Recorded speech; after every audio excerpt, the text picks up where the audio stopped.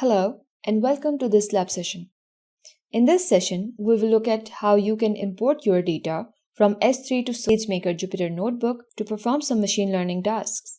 So for that, I have created a folder here with the name Titanic_ML, and here is my Jupyter Notebook where I will be performing this data importing for you. Let's open it. In the first line, I have imported the pandas library with which we are familiar, and you also use it mostly for the data frames. Let's execute this line, and it's executed, which means that our pandas library is imported in our notebook instance. Our main focus is on how you can import your dataset from S3 bucket to this Jupyter Notebook so that we can use it to perform some exploratory data analysis, train our model, perform some prediction, and all that is necessary for machine learning. For that, we have the bucket over here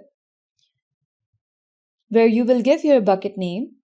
I will do that in a moment. Then the data key, which will be the name of your CSV file, and then the data location, which is your complete path for the dataset. This over here is by default syntax for the S3 location, in which the first argument in the bucket name, and then we have the data key, which will be your CSV file name that you wish to import. And then finally, we will be reading this CSV file with the help of the pandas library. Now let's go back to S3 dashboard. And here is the Titanic SageMaker project bucket we just created, where we have our datasets. Now let me go inside this bucket. And here is the dataset folder, and in there we have the two dataset files. So the location I'm showing you is because you should know the exact path for your file. So now I will copy this folder location and go back to my notebook.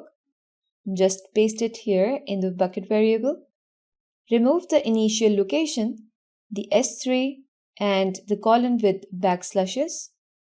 So we have our bucket name and the folder name as of now. Moving on forward, you know that whenever we train a model, we need the train.csv file. So we have it here as our training dataset input. So I will go back to the notebook and write here train.csv in the data_key variable. So what this line of code will do now is it will go to this bucket path in the S3 and will load the train.csv dataset file, and then it will read the CSV file with the help of the pandas library. Now let's run the second cell. Alright, so you can see now we have our output in front of us where we have our Titanic dataset loaded, and we have the 891 rows for the dataset, for which we have the features as the name, age, and other such features. So this is how you let the data to the Jupyter Notebook in AWS SageMaker.